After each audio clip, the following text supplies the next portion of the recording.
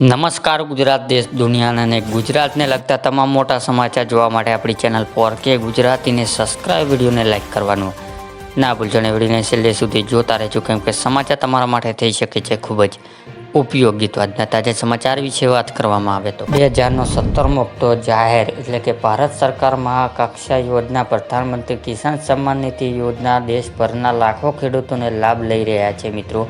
અને ભારત સરકાર પીએમ કિસાન સન્માન નિધિ યોજના હેઠળ દેશના ગરીબો ખેડૂતોને દર વર્ષે 6,000 રૂપિયા આપે છે અને 6,000 રૂપિયા આર્થિક સહાય ખેડૂતોના ખાતામાં 3 હપ્તા ટ્રાન્સફર કરવામાં આવે છે અને દરેક હપ્તા 4 મહિનાની અંતર પર બહાર પાડવામાં આવે છે અને દરેક હપ્તા હેઠળ ખેડૂતોને ખાતામાં 2,000 રૂપિયા રકમ જમા કરવામાં આવે છે. તાજેતરમાં 28 ફેબ્રુઆરીએ વડાપ્રધાન નરેન્દ્ર મોદીએ મહારાષ્ટ્ર આયોજિત એક વિશેષ કાર્યક્રમમાં પીએમ કિસાન સન્માન નિધિ યોજનાનો 16મો હપ્તો બહાર પાડ્યો હતો અને અગાઉ આ યોજના હેઠળ કુલ 12 કરોડોની નોંધણી કરવામાં આવી હતી, પરંતુ માત્ર 9 કરોડ ખેડૂતોને આ યોજનાનો લાભ મળ્યો છે. એટલે કે સરકાર ગાઈડલાઈન પાલન ન કરવાના કારણે 3 કરોડ ખેડૂતોને આ યોજનાનું ભાગ્યાત રાખવામાં આવ્યા હતા. જેથી જે પણ મિત્રોને કેવાયસી અને જમીન રેકોર્ડ ચકાસણી કરવાની બાકી હોય વહેલી તકે આ કાર્યક્રમ કરી શકે છે ને કારણ કે ચૂંટણીની પૂરી થતાં ખેડૂતોના ખાતામાં 17મો હપ્તો ટ્રાન્સફર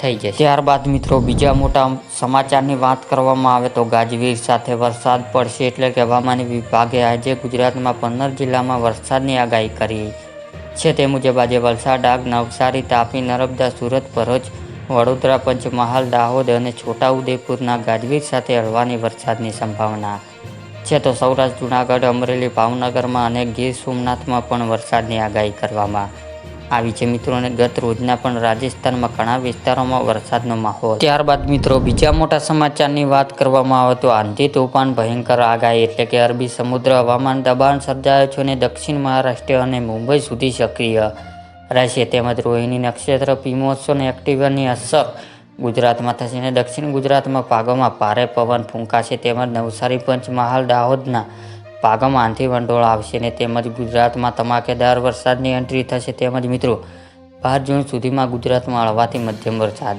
રહેશે. ત્યારબાદ મિત્રો બીજા મોટા સમાચારની વાત કરવામાં આવે તો સરકાર ખેડૂતોને આપી રાહતના સમાચાર એટલે કે ખેડૂતની સિંચાઈ સંબંધી સમસ્યાઓને નિરાકરણ માટે ભારત સરકાર દ્વારા પીએમ કુસુમ યોજના ચલાવવામાં આવી રહી છે અને આ યોજના હેઠળ ખેડૂતોને તેમના ખેતરમાં સોલર પંપ લગાવવા માટે પૈસા આપવામાં આવે છે અને સરકાર 2 હોર્સ પાવરથી લઈને 5 હોર્સ પાવર સુધીના સોલર પંપ માટે 90% સબસિડી આપશે અને કેન્દ્ર સરકારે આ યોજના હેઠળ 35 લાખ ખેડૂતો સુધી લઈ જવાની લક્ષ્ય રાખ્યું છે અને પીએમ કુસુમ યોજના હેઠળ સરકાર ખેડૂતોને સોલર પેનલ દ્વારા મફત વીજળી આપવા માગે છે, જેથી ખેડૂતોને વીજળીના બિલ ચિંતા કર્યા વિના સોલર પંપની મદદથી તેમના ખેતરને સિંચાઈ કરી શકે છે અને આ યોજના દ્વારા ખેડૂતોને બમણો લાભ મળશે અને તેમની આવકમાં પણ વધારો થશે. અને બીજું, જો ખેડૂતોને વધુ વીજળીનું ઉત્પાદન કરીને તેને ગ્રીડમાં મોકલશે તો તેમને કિંમત પણ મળશે.